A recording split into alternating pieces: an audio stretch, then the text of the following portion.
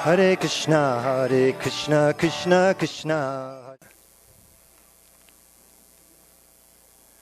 And also, one thing that I wanted to say that I was hoping to hear maybe a little bit later from some of you on, is that when it comes to really preaching or really giving someone Krishna consciousness, you can't give what you don't have.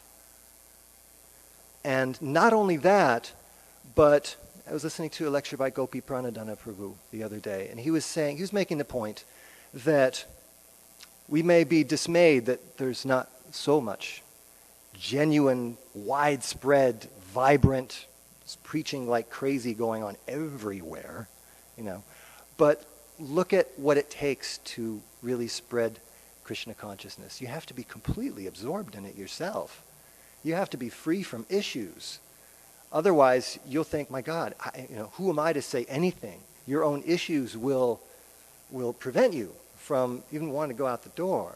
You won't feel that oomph that's required. And back to the military example, that is why Prabhupada established these places as bases. And the morning program is structured as such that you have total infusion of heavy-duty Krishna consciousness every single day. So that even if you are full of issues in your private life or whatever, in your mind, you're going to have some power to go out and do something. And he would say that if our devotees follow strictly the principles, then management is at the tip of your fingers.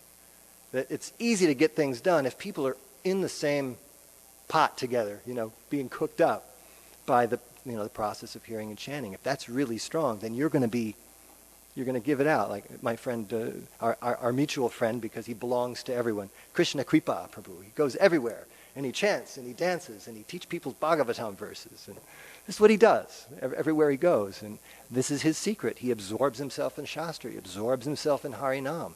There's no chance, I think, of mundane conversation at any time with my friend Krishna Kripa Prabhu, So, that seems to be part of the secret of success and moving things forward. Because, like I said, this is not a academic, historical presentation, but there have been a lot of things in the last 50 years in our society that you could say is like a kind of social anartha nivritti, that different things we just had to go through that weren't so great, but let's move beyond them and learn from them. And they may have held us back from having a bigger impact than we could have otherwise. Like when I became very interested myself in Krishna consciousness, it was late 1980s. Late 1980s. So those of you who are around in the late 1980s, you might remember that at that time, Prabhupada himself had been absent from manifest vision for 10 or so years, and in his wake came a lot of social anartha nivritti.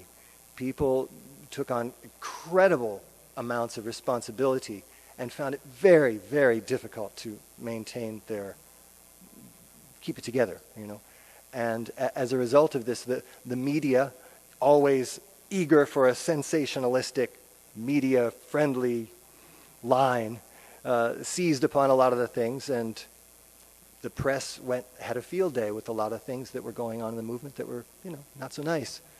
And so by the time I became interested, all my friends and all of my family, all they knew was anything negative about Hare Krishna. It's like, we saw this in Rolling Stone magazine. We saw this in Time magazine.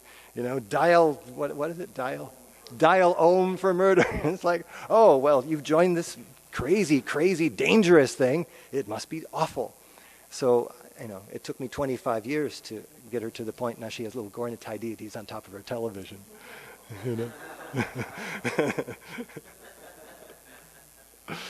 Yeah. So a lot of things has to happen. No, for real, she does. Yeah. And that's why is that? Why is that? I think it may have been for a number of reasons that I had to go through in my own life to get to the point where I felt free to tell my own mother what I was really doing with my life. And because I opened up to her, she started to open up to me. I was talking to her regularly, and she said, the deities that you have, my wife and I have Gaurnitai deities. She said, do they come in different sizes? And I said, yeah. I was thinking, well, like about 7.5 feet down to about 2 inches, is what I've seen, maybe smaller. She said, I would like to have some. So I was like, okay, this is someone who was dismayed because she couldn't afford to have me deprogrammed in the 1980s. Now she wants corn attire in her house. Cool. That's very cool. And I'm just so grateful that I've been able to hang on to my, at least some degree of practice long enough to see my mother taking some, positive interest. Part of this talk, I wanted to speak also about how Prabhupada, at a certain point, and you can clarify the date for me, but there's a letter that he wrote to Rupanuga Prabhu. It became famous because in this letter, he used the term boiling the milk, right? I don't know, 72 maybe? But he said if we don't boil the milk, he was speaking about the society of devotees that was expanding very rapidly, and he wanted to make sure that what was being expanded was actually Krishna consciousness and not something without potency or substance. And he said that if we don't boil the milk, in other words, make sure that all the devotees know what they're talking about, are actually following and learning and understanding and knowing the Bhagavad Gita like the Christians know their Bibles, that we're in danger of something that happens without any spiritual content.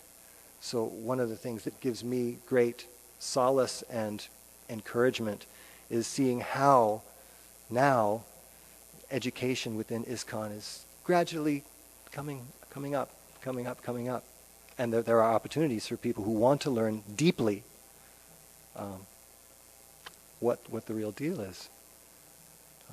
At this point, I'll take a few questions if there are any, or comments. I've just been rattling on, but I didn't want this to be a lecture. I really wanted to hear, especially because there's some venerable Vaishnavas here. Anything so far? Should I launch and lurch into the next thing, or what? I'm sorry? Yeah, because if I lurch, we'll have to have a spiritual chiropractor on hand. Yes, Prabhu.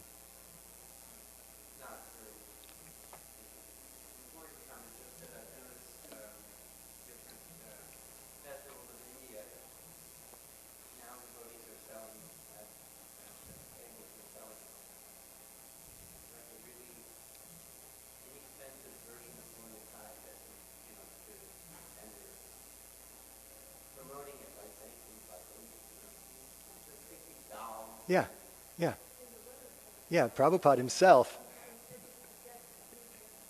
Yeah, he called them, he said, you make these and you distribute them everywhere. He called them desire dolls, wasn't it? Or happy dolls. He said, just keep them in your home.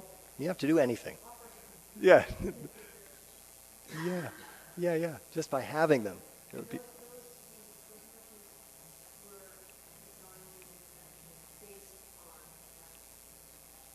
Right.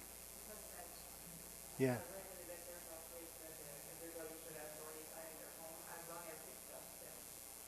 As long as they dust them. Yeah, my mom's good at that. Because I brought her 2 sets to choose from. She said she wanted deities. I said, okay, I'll bring her some, the kind you're describing.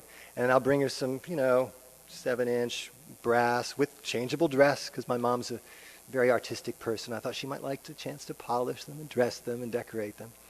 And she said, at this stage, give me the smaller ones. And so I give her little encouragements. You know how you keep that basket of fruit in your kitchen? Put it on your altar, on your TV. It's like you're offering them fruit, You could do that at least. Yes.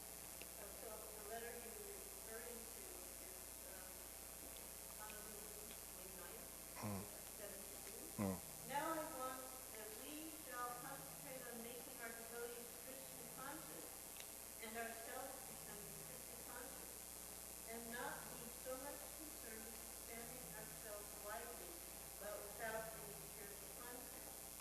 Just like boiling milk, it becomes thicker and sweeter. Now do like that. Boil the milk. We may thin the milk till it becomes useless, or we may boil it until it becomes thick and sweet. Yeah.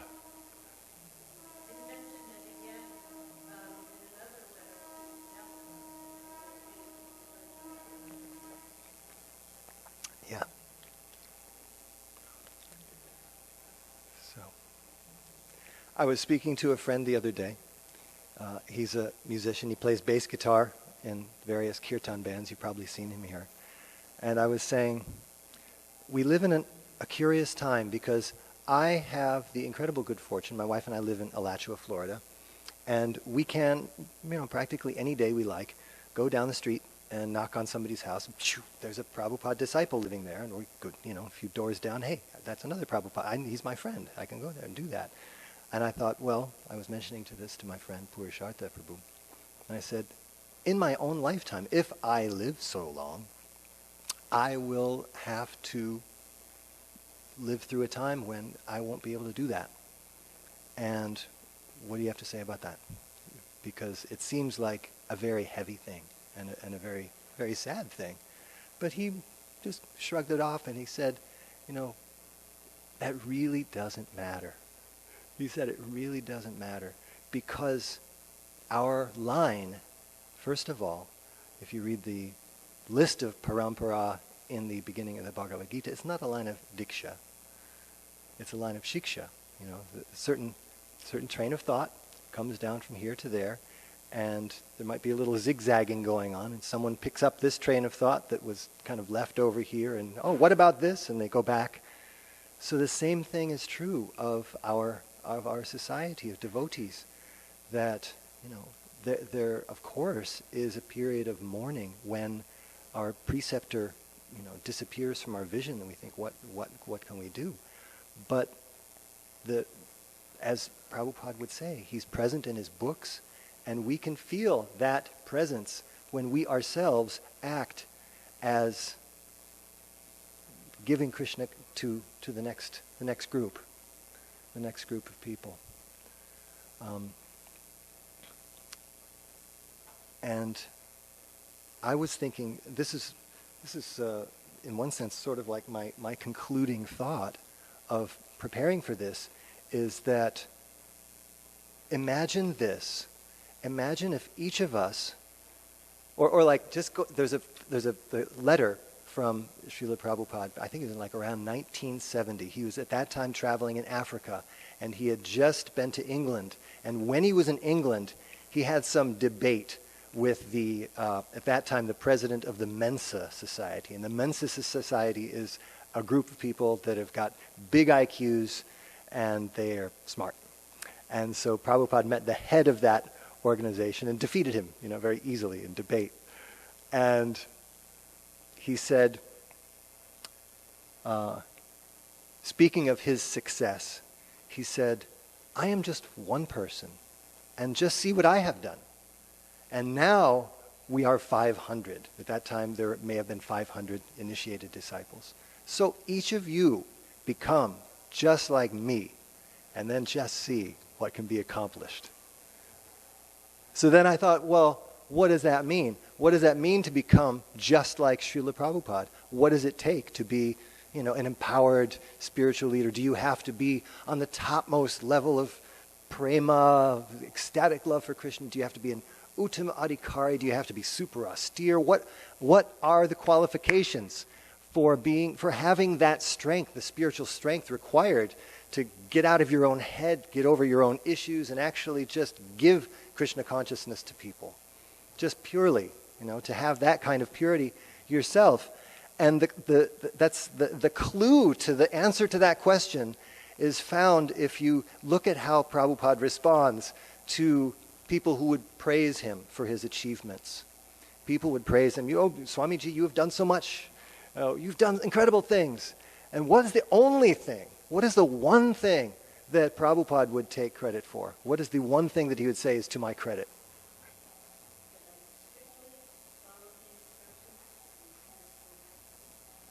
That I did not change anything, that I strictly followed the instructions of my spiritual master. And he would cite the verse Vyavasayatmika Buddhi, which is from Bhagavad Gita, and when Krishna is saying that those who are on this path, in other words, the path to me, are resolute in purpose, and their aim is one. They don't see this, that, and the other. They just want Krishna, and that's what they go for. And if that's your desire, you're going to have some potency. Just like an arrow. An arrow has got potency to do something heavy on the other end, because why? at a very, very fine point. You know, if you're shooting a plunger at something, you know, it's not going to have a whole lot of effect. And you know,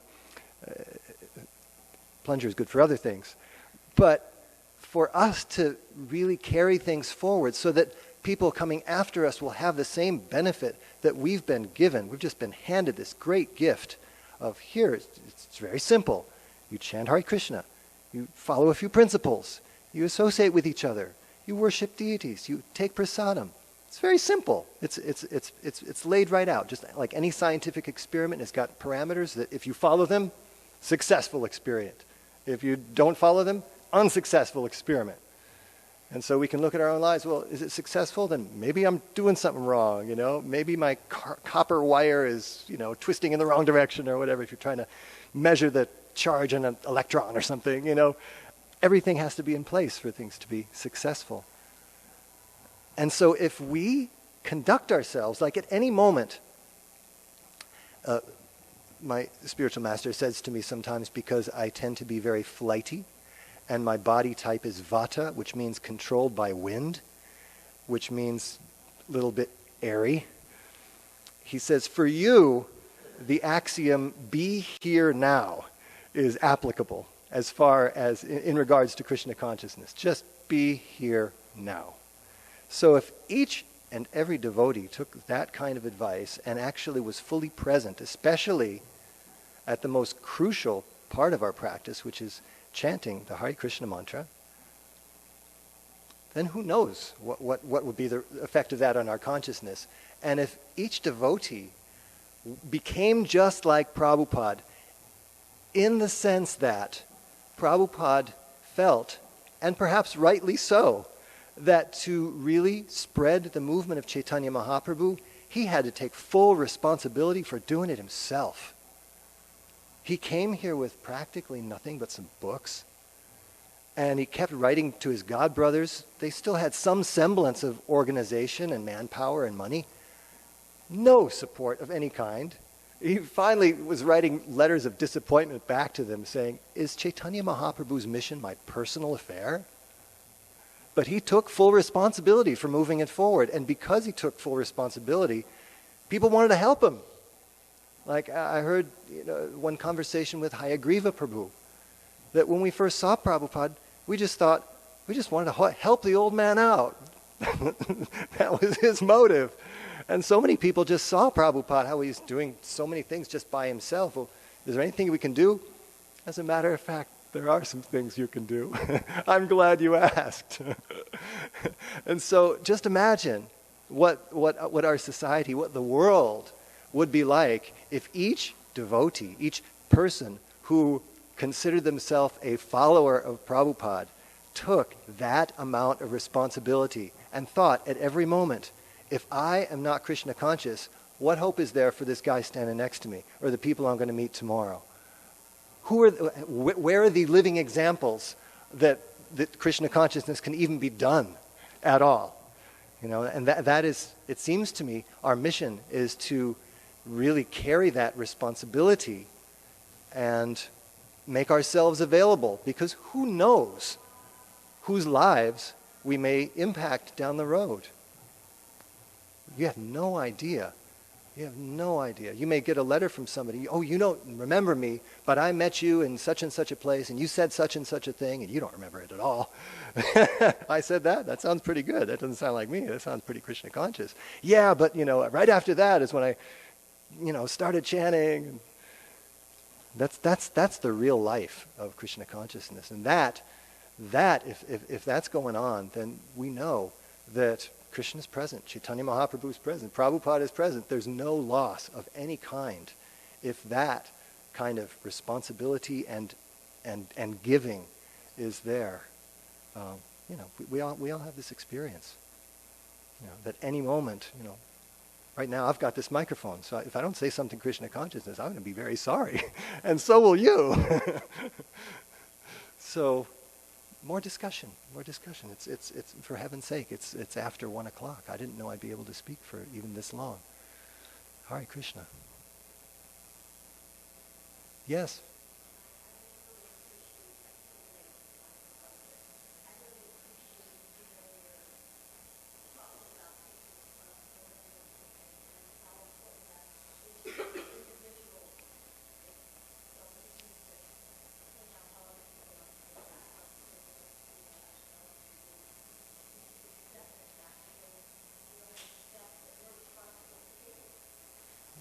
Yeah. Yeah, it's all we can do. It reminds me of the old days of the one-room schoolhouse when the teacher was teaching all levels of ages. You know, I grew up in the ages of, you know, age segregation, where it's like all fifth graders. You know, who am I going to, in the one-room schoolhouse days, or in the, you know, the ancient times, the Vedic times, you teach somebody, you give them responsibility for the next guy, the next younger person. So so your process of learning goes hand in hand with your process of teaching. You know, this is true also in 12-step, in any kind of program where you've got some serious information that needs to be passed down. That if you want to really learn something, you have to take responsibility for teaching it. I remember teaching my sister how to tie her shoes.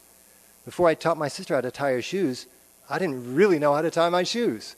Oh, you go pull this into a loop and then you go around, watch me. Oh yeah, and then you pull this through like that. That's how you do it.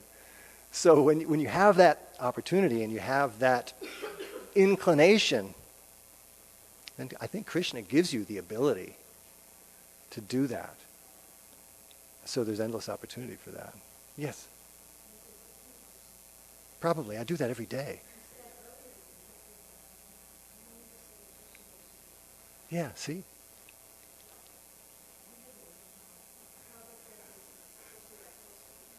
Right. Yeah. Yeah. Yeah. Good point. I'll repeat that because if this is being recorded, so Urmila Prabhu Mataji was saying that I just defeated myself because earlier I was saying that you can't give what you don't have, but what we're being called on to do is to do just that, to give what we don't have. And then you find out that you actually do have it. Krishna gives you. Well, I mean, the point is really that each of us, at our core, is an ecstatic lover of Krishna. But we're just so covered over that we don't think about it most of the time. But that only comes out by Krishna's grace. Yeah. There's that expression, you have to get out of your own way. It's like you have a concept of yourself, you know, where that you're somebody, and that somebody may be qualified, may be unqualified, but if you just understand that you're the instrument, Yeah. then things that come through you. There's a writer, Anne Lamott, she said, everybody know what the Gulf Stream is? It's a stream in the ocean of warm water, and it goes from the Gulf of Mexico all the way up to Scotland. That's why you go to Scotland in certain areas. They know palm trees growing because the Gulf Stream makes the climate nice. Anyways, but she in her book, she quotes saying that the Gulf streams will flow through a drinking straw, provided the straw is not at cross purposes with the Gulf Stream. So if the straw is in the same alignment as the flow of the Gulf Stream, things will go through the same thing with us. If we're in alignment with you know, the Guru and Krishna, then things will flow right through us. Yeah. With a lot of power. So that's a... Do I need to repeat that for the future generations?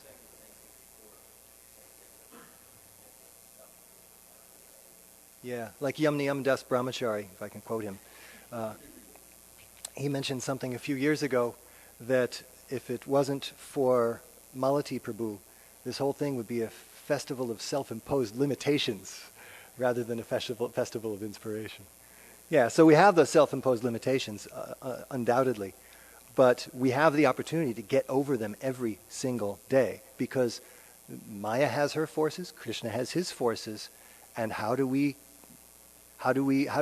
we be expected to be protected from Maya's forces? Hare Krishna, Krishna Krishna, Hare Hare, Hare Rama, Ram Ram, Hare Hare. And paying attention. And Krishna works through us if we're doing that. Anything else? Yes, Alex Prabhu. I just want to say happy birthday. Oh, yeah. It doesn't seem like very big. I feel like it's still very new movement. I still feel like very strong momentum and being very new to it. I'm very excited to be part of it. And it's really inspiring being in Vrindaban and seeing like the power of the devotees and how Krishna can inspire so many people to do something so great. And I'm just really happy to be part of it. And we're inspired to see you. We're very inspired to see you. If you lead. No. Oh, my wife is saying, did I tell them about my birth date?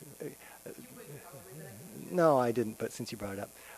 One time I wanted to know what was happening on the actual day that, my driver's license say that I was born. So I looked up. Well, it doesn't give you the whole story.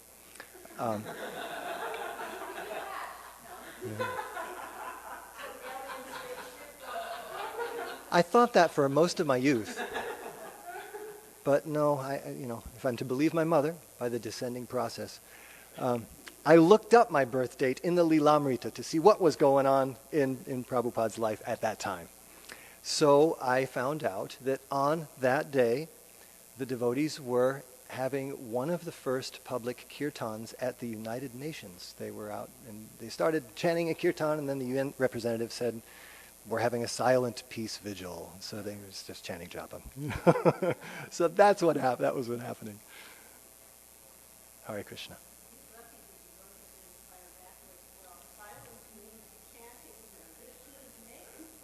Yeah.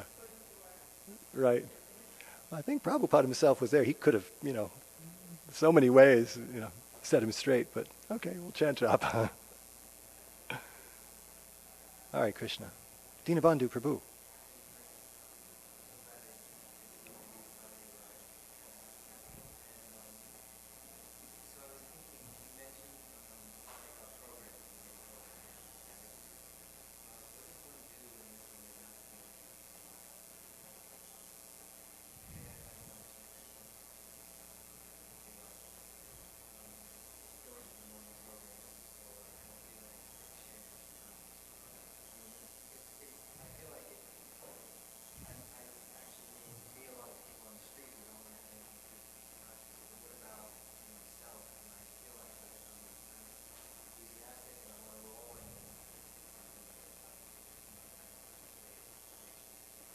So the question is what to do when inspiration is not there. And I would ask you, because this is my dear friend Dinabandhu Prabhu, who's a physician in Gainesville. People come to you when they're sick, right? So what's the healthy condition of the self? Is to be completely in love with Krishna and completely ecstatic, So if you're not that way, you can just say you're sick, But when do people come to you? When they're feeling fine or when they're not feeling so fine? When they're not feeling so fine. So if we're not feeling that inspiration, then we should come to the Festival of Inspiration, basically. Whether it's a collective festival or an individual festival, there's always going to be somebody who's more inspired than you, maybe in your own neighborhood, and find that person and get some inspiration.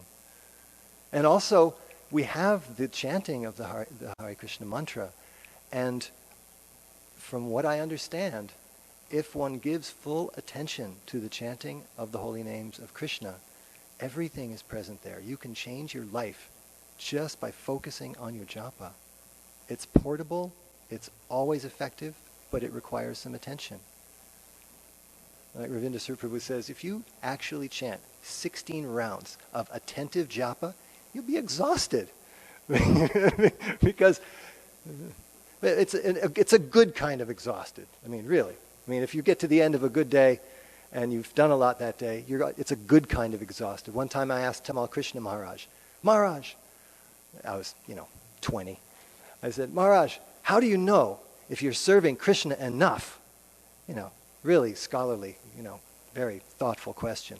Maharaj looked at me and said, Bhakta Eric, if you fall down into your bed at night, unable to move, you're serving Krishna enough.